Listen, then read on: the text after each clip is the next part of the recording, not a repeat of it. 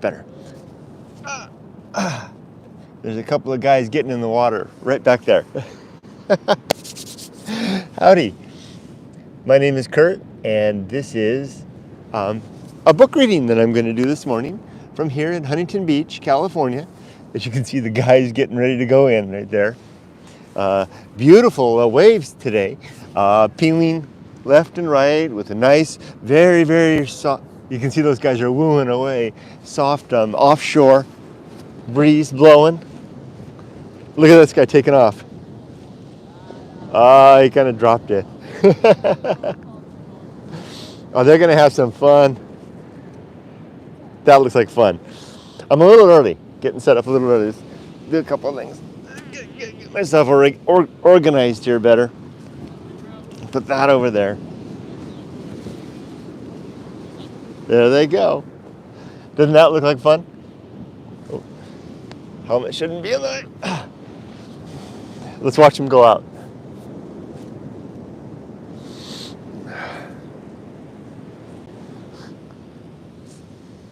Oh, look at that wave coming in. Isn't that nice?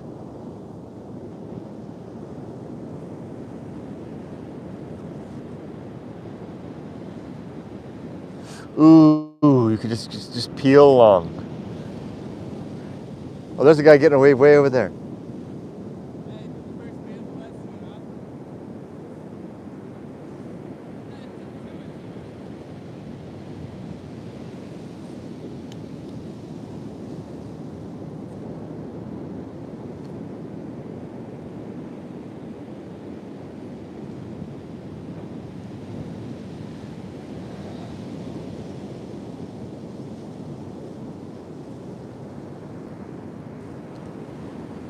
Isn't that nice? All right. Well, I'm here to do a book reading this morning. So hopefully the audio is coming through. Maybe if someone could let me know if they can hear. I hope so. Usually, I've got the wireless mic on. Usually it works just fine. I hope it's coming through okay. This is my first live. Oh, you know what I should do? Just a second. I should send the link out. Share. Facebook. Inconvenient. Hold on, let me try that again. Share. Twitter. Share. That's good enough, I think. Okay. Let's take a look around. I think I can switch the camera around too, huh? Let's take a look. Okay, there's the sun coming up here. There's the Huntington Beach Pier right over there. And then the waves right there, and there's the dudes heading out, literally the dudes. And there's a group of surfers right over there. Oh, he's taking off. He kind of dropped in, but it kind of closed out on him a little bit. See, I remember my old surf terms, the old lingo. Isn't that nice? Wow, look at that. Wow, that's pretty. All right.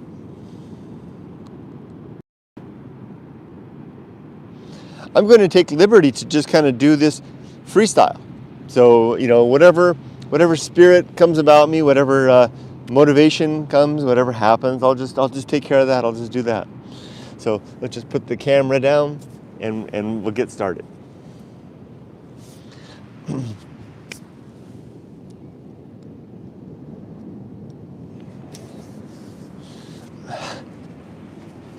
There, that's lift it up a little bit. All right, so let's read from Going Alone, my book, from the introduction chapter. So here we go. Going Alone on the 19th day of November 2022. Okay, so Going Alone. Creating a life of purpose in a universe without apparent meaning. Life Adventure by Kurt Bell. Art by Emily Bell. Yep, Emily did all the art for my book. First edition. Actually, this is an old copy. It's not quite the first edition. For David Bixler, who showed us the wild. review. Okay, you don't need to hear the reviews. And then there's an image here that Emily drew. It's a quote from the Bible. It's from Genesis 2:18. It is not good that man should be alone. And you can see here, it's an image of God in the Garden of Eden. And you can see Adam resting by the tree, and there's a lion there. And God is looking at Adam thinking, it is not good that man should be alone. So I asked Emily to create this. I just gave her the rough idea, and she created this beautiful image to add to the book. Because, as I've said time and again, the message of going alone is not living alone. The message of going alone is creating a life of meaning and purpose by reaching out and creating relationships and families and communities to give us meaning in a universe that doesn't seem to have any intrinsic meaning of its own, other than the seeming mandate within our biological selves to reproduce. That seems to be kind of a mission. Here's a warning. Do not go alone to the wild unless you are willing to accept the very real risk of suffering and dying alone. Take some precaution to let others know where you will be and when you will depart and return. Bring something to save your life, such as a first aid kit and a satellite GPS phone or emergency beacon. Again, do not go alone unless you are willing to accept the very real risk of suffering and dying alone, and are willing to accept responsibility for bringing pain to those who love and care about you. Also, this is not a book of answers. Read on only if you are prepared to continue life with less and are ready to die expecting nothing more. If so, then welcome to the result of my own great life adventure. You can see a couple of surfers right over here, just headed out. The waves are sweet today. Look at that. Like I said, that gentle offshore breeze just holding them up quite nicely. Okay, I'll get out of the frame a little bit so you can enjoy the waves. So much fun. I really do love being here. You know, this is when I was born. This was the first place I ever lived. I was born about 7 miles up the coast here in Long Beach Hospital. And then my mom and dad had their house that they brought me home to as a baby was like 4 blocks right over here. So this is home for me. I'm home. This is where I was brought to as a baby. So it's good to be home in that capacity. Here's a quote from Yeats. Be you still, trembling heart. Remember the wisdom out of the old days. Him who trembles before the flame and the flood, and the winds that blow through the starry ways. Let the starry winds and the flame and the flood cover over and hide, for he has no part with the lonely, majestical multitude. W.B. Yeats. So I have that right there just before the opening chapter. Although I don't call them chapters, I call them sections. And there are 16 sections in the book. And the first is introduction, which is what I'm going to go ahead and read. And on the introduction page, there's another illustration by Emily of a moment that's described in the introduction when my teacher takes me to the library and hands me a copy of Thoreau's Walden to read. Introduction. How the journey began. And a quote. If you want to live in peace, go to the interior desert. Marcinius the Great, who was one of the desert fathers of northern Egypt, or southern Egypt. There we go. Greetings from a man in the past, with a sincere interest in your future. My name is Kurt Bell.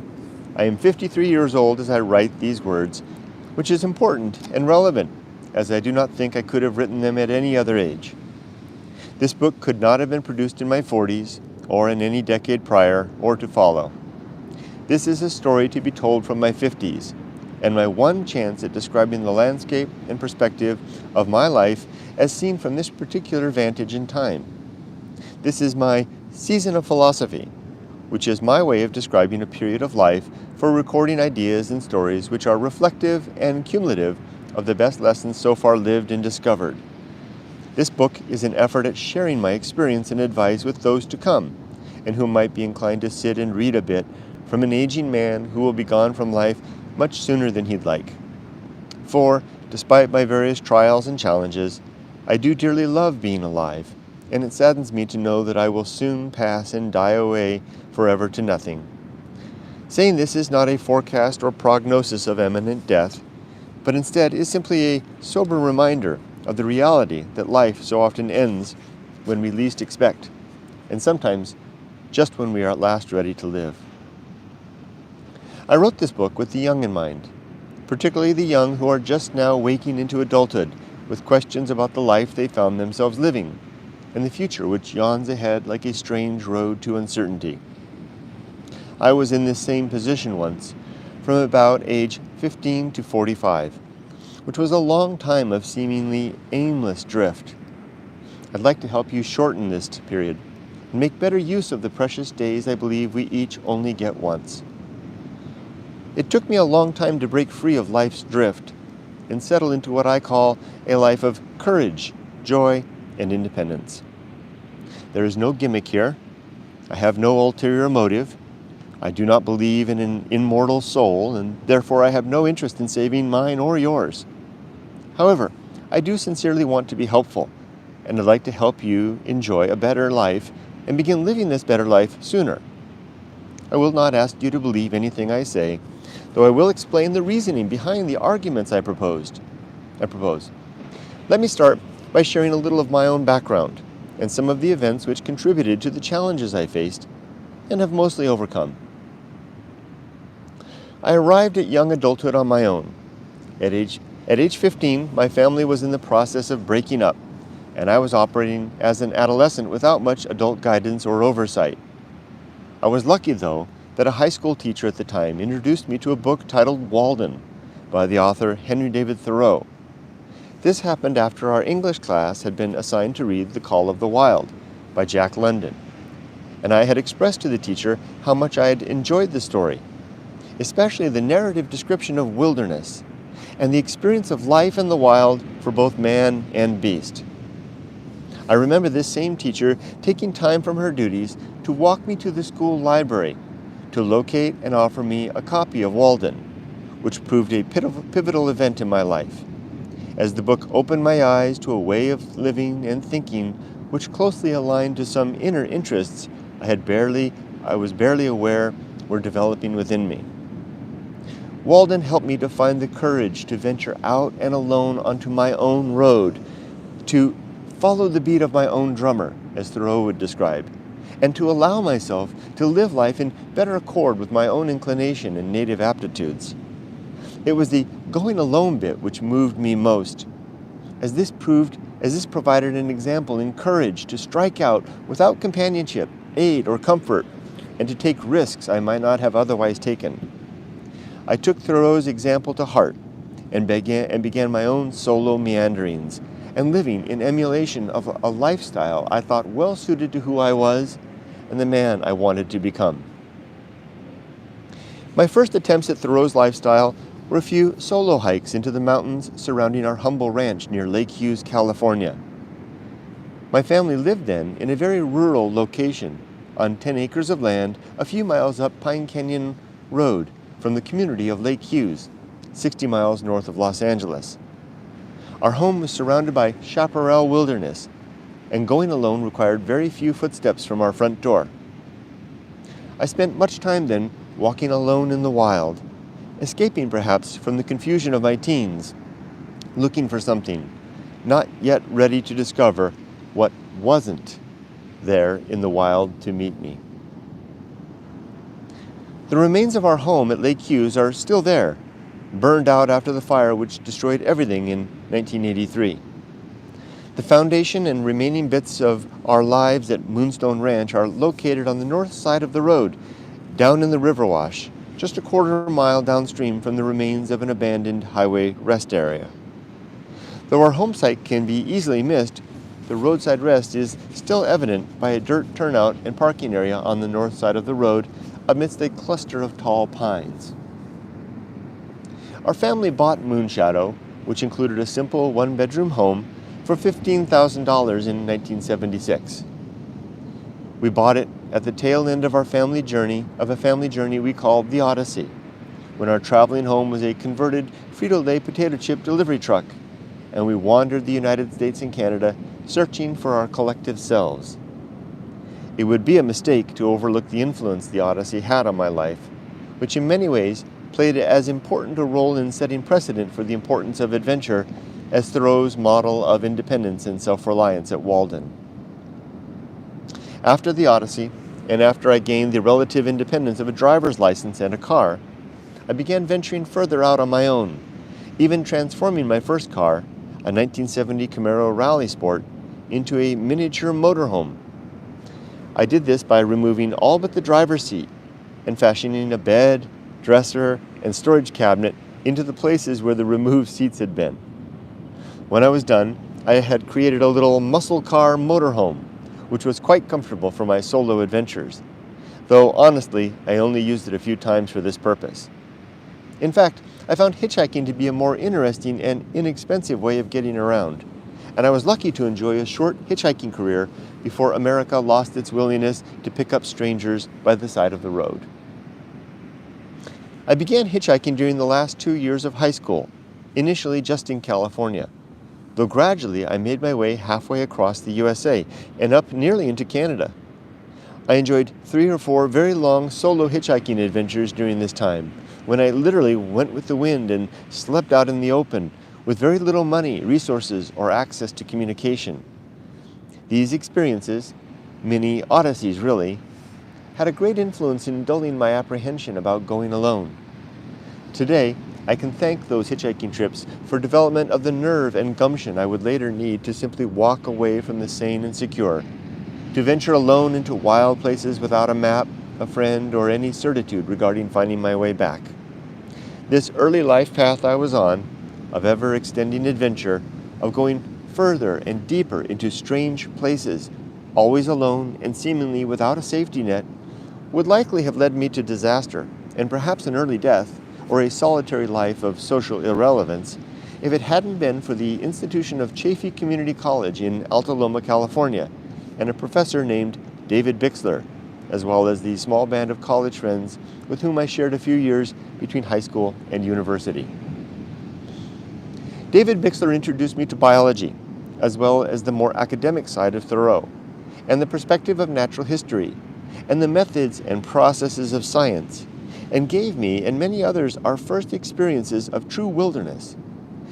David Bixler awoke the grown-up empiricist in me with an eye and sent me forward on a life of reasoned discovery with an eye and an interest in the frontiers of what we know and why we should care about what is true and not just what is comforting, traditional, sanctioned, or popular. Another important event at this time was discovering the public broadcasting TV series Cosmos, written and hosted by Carl Sagan. This program and its companion book won me over to the full paradigm of science and ignited a flame of interest in the natural world which burns as strong today as when I felt my first shudder of awe at the recognition of deep time and the processes by which our species has come to know ourselves and our small place in the universe.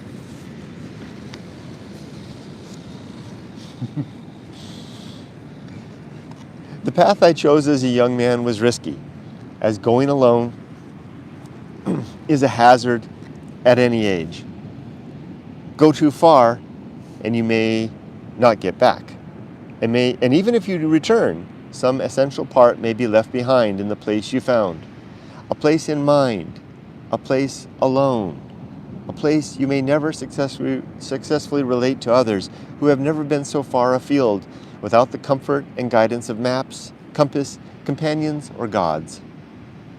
Going alone is key, and the people who visit deep solitude may appear eccentric or even mad to those who've never been, describing realities which don't seem very real, which may, in fact, only be real in the world they alone know. I sensed early this risk in going alone and took measures to protect myself from going too far or too long. The most significant decision was my choice to settle and marry a young woman whom I love, respect, and admire, and who represents and lives a life very different from anything I had known. Likewise was I to her, and together we formed a symbiotic union of stability and adventure, which has served us well for over 30 years. Over time, I finished high school, went to college, got married, pursued a career, paid my taxes, and raised a family. I have managed to fulfill most of the expected roles and responsibilities of a social man of my time. On the other hand, I have also lived another, quite different life, a life in pursuit of the noble goals suggested by Thoreau, the example of the Odyssey, and the fond remembrance of the solitary adventures of my teenage years. Through this other life, I discovered and developed a separate side of myself, became the man whom Thoreau suggested I might be, and lived a life which has been a source of much satisfying personal fulfillment.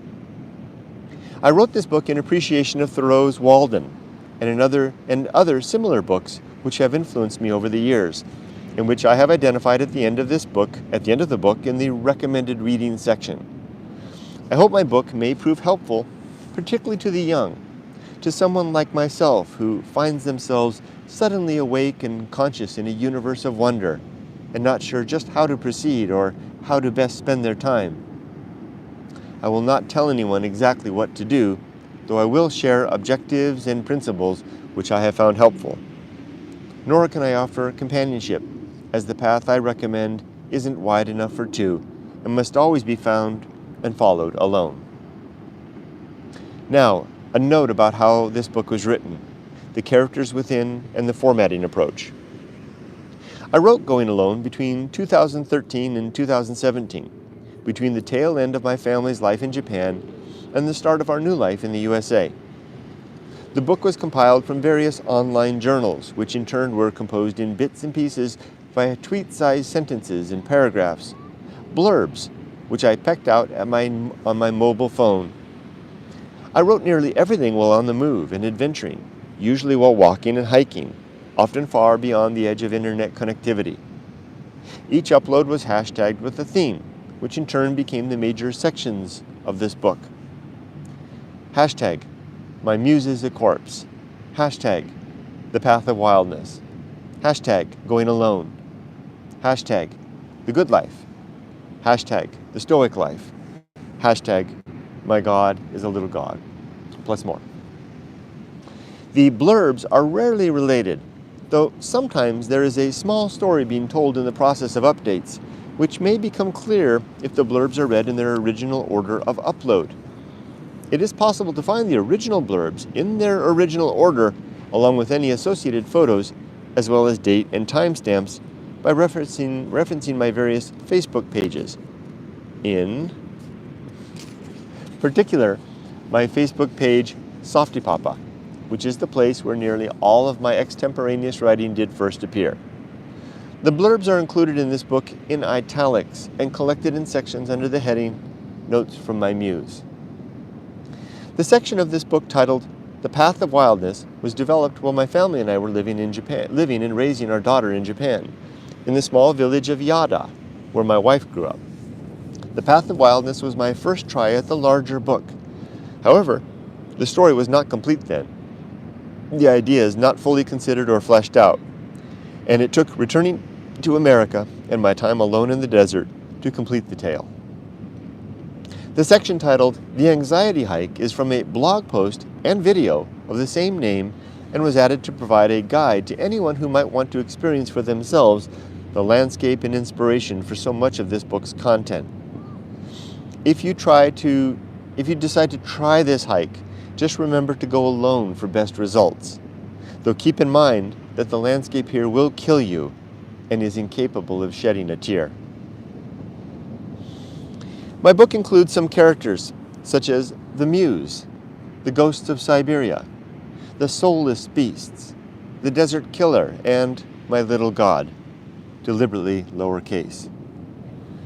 These characters are, of course, fictional, and were created as foils to my own reflection on the character of humanity's encounter with something I call the Great Indifference, which is defined and described in the sections titled The Cast and Going Alone. Place names are nearly all made up. Black Mountain, the Deepwater Wilderness, and Volcano Wilderness, as well as places like the Sandman's Bed, Mount Wildness, the Woodsman's Cabin, the Edge of Deep Water, and the Home of Faith, are my own names for places without a name, or which I renamed for my own purpose. Siberia, Baghdad, Black Ridge, and Campo No. 1 are real places, some of which are described well in Joe de Cahoe's excellent book, The Silence and the Sun, which shares the history of settlement along the stretch of railroad and Route 66 between Barstow and Needles in the eastern Mojave Desert, where much of this book was written. The stone-lined footpath at Siberia is real. Please be careful not to disturb the stones if you go looking for it. I sometimes refer to biology as though it were not simply a branch of natural science, but almost some entity or quality of our nature. In fact, I am using this word as a label to describe our innate drives and motivations, particularly those which are a result of our genetics. I use biology where others might use the word instinct, though my meaning is intended to be more comprehensive and reflective not only of the qualities of our being, which are the result of our DNA programming, including epigenetics, but also the possibility of more comprehensive programming by our society, upbringing, and times. There is some biology in the behavior of an ant colony which cannot quite be nailed down to any particular genes within the individual ants. It is this emergent quality of groups and society which is somehow rooted in what we are, yet nevertheless transcends the individual. This is what I mean by biology, the some natural qualities of what we are at the level of the cell, organism, family, community, and civilization.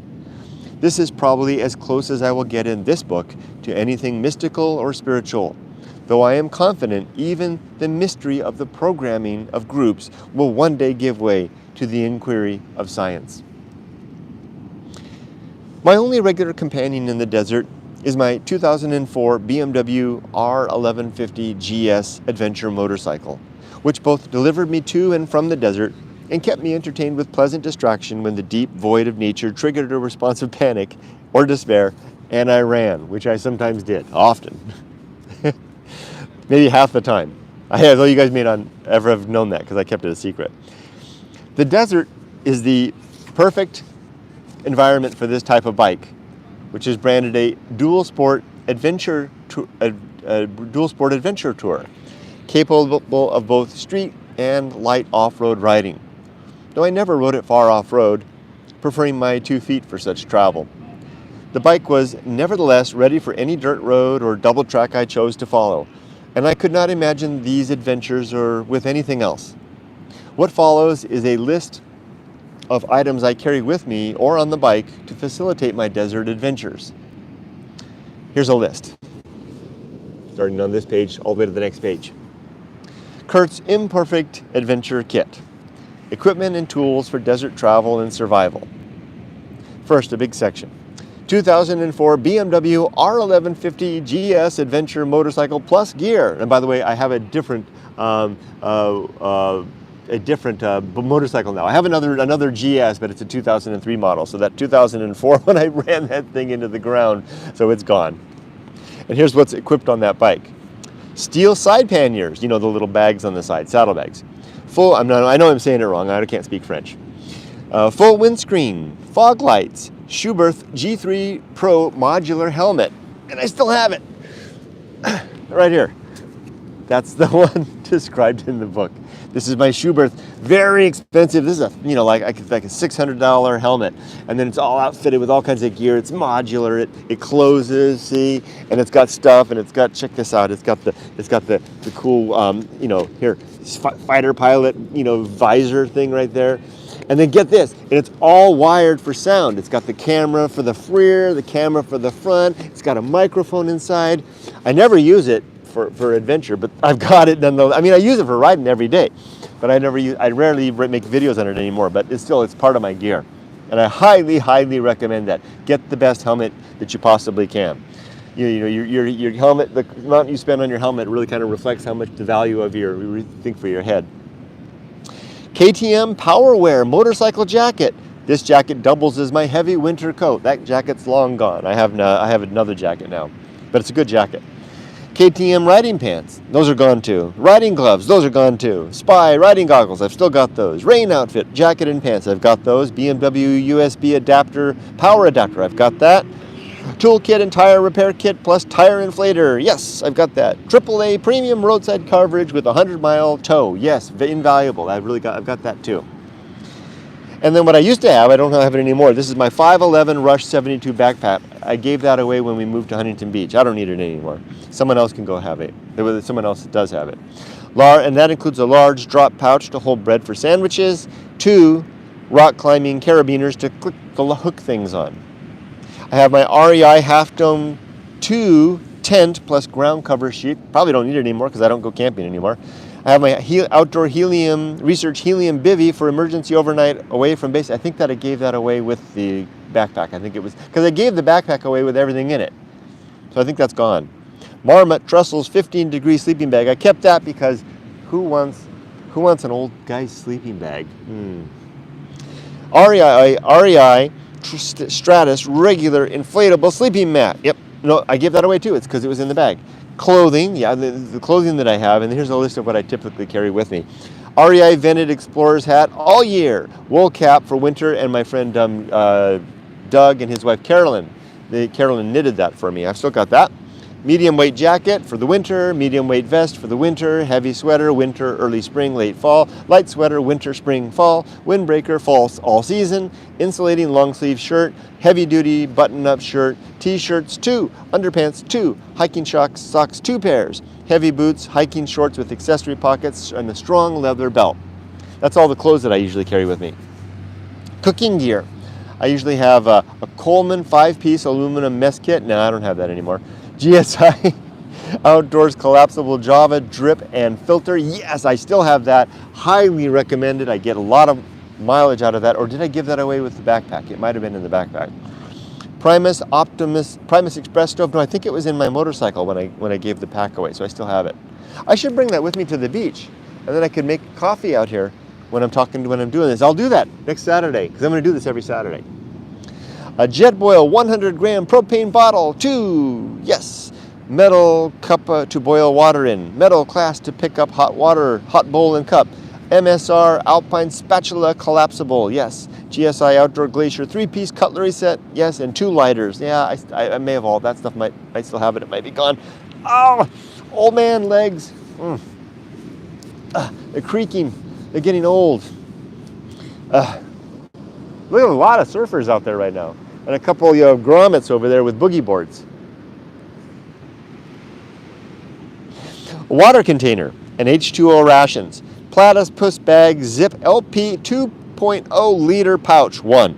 Hard plastic 2.0 liter water bottles, 4. I keep those in reserve. In the panniers of the motorcycle, there's up in the lids, I can store the 4 bottles.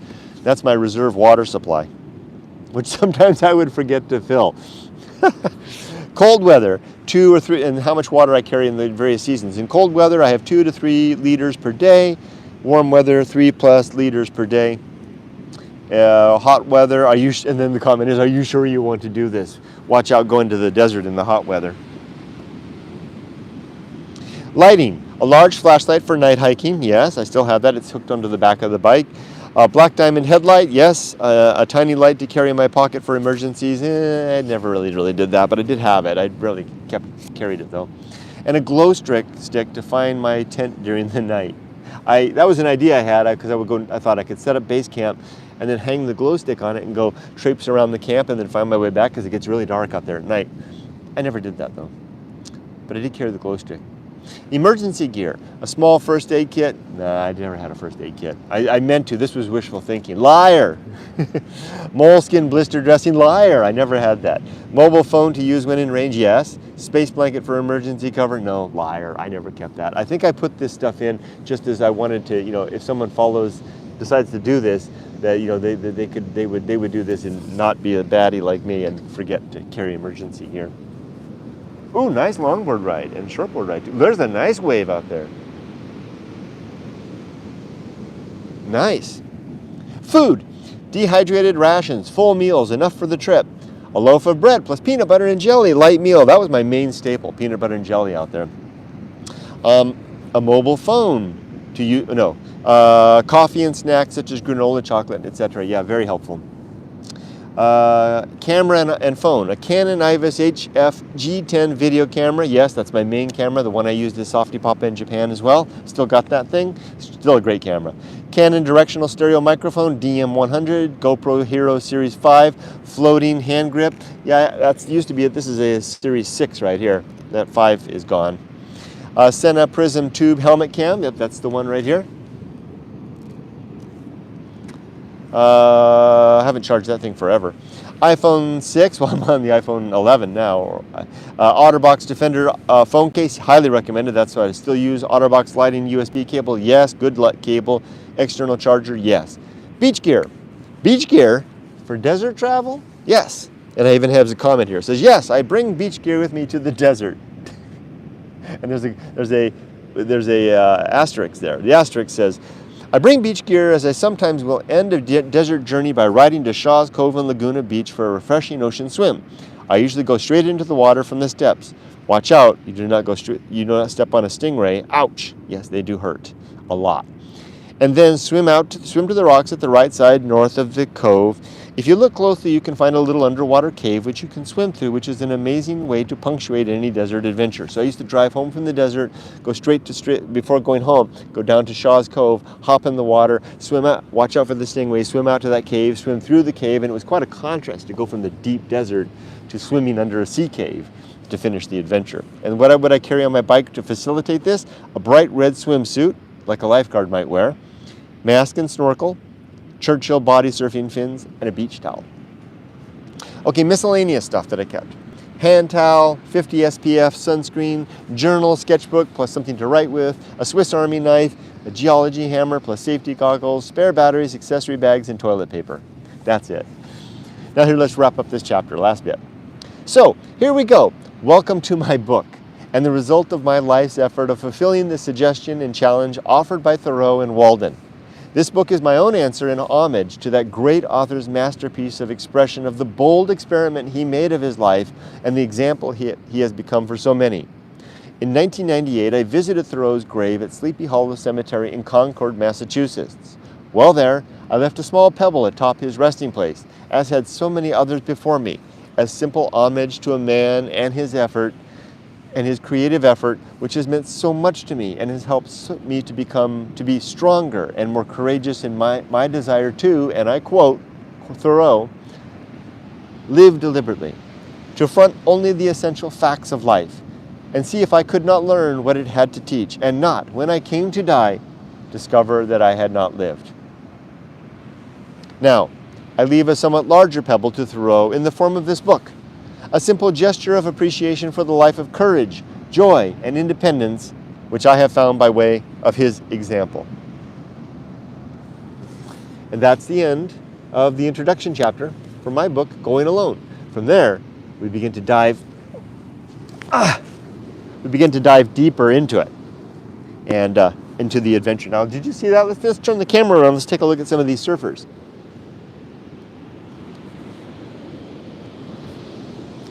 Maybe we can catch somebody catching a wave. Okay, can I zoom it? I don't think I can zoom it. Let's walk it.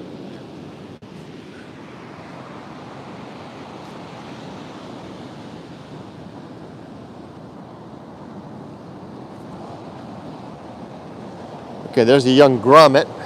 Grommets are young surfers. And there's the pier over there.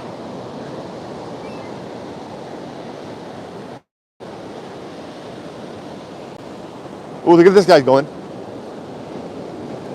Nice. Look at that wave he's got. Oh, he pulled out. Oh, this guy's going. Oh, no, he went that way. Is it the same guy?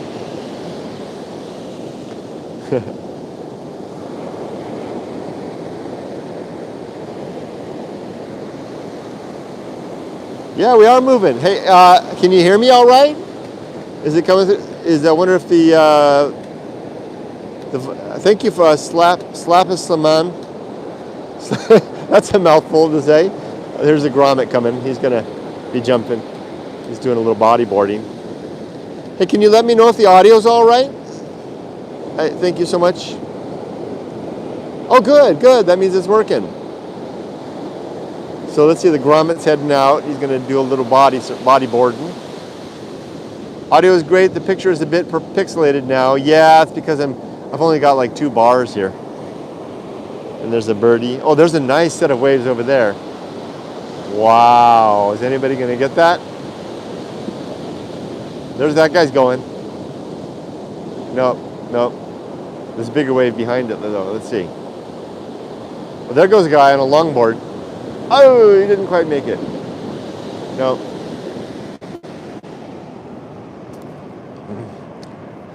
Okay.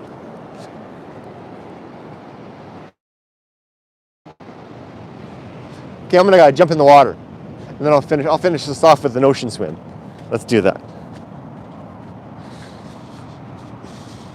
Usually I do it right here.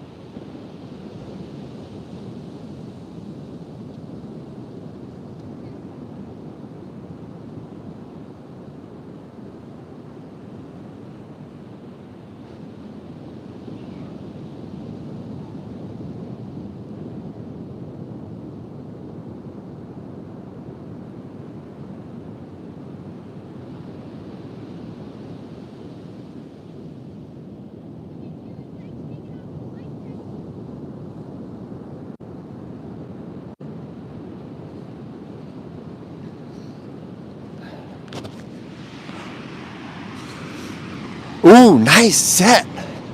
Wow, some big waves coming through. Look at that. That's a nice one up there. Peeling to the left and the right. Go out of the way. Oh, look at that guy going. He's moving.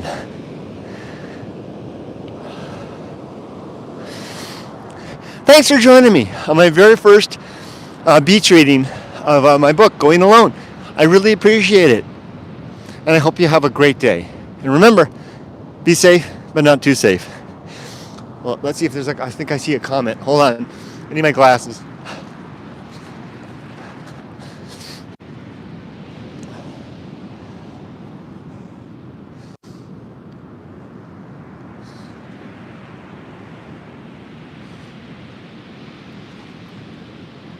Where did my glasses go?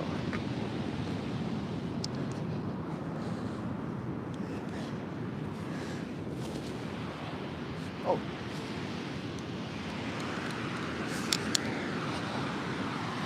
Okay. Got my glasses. What?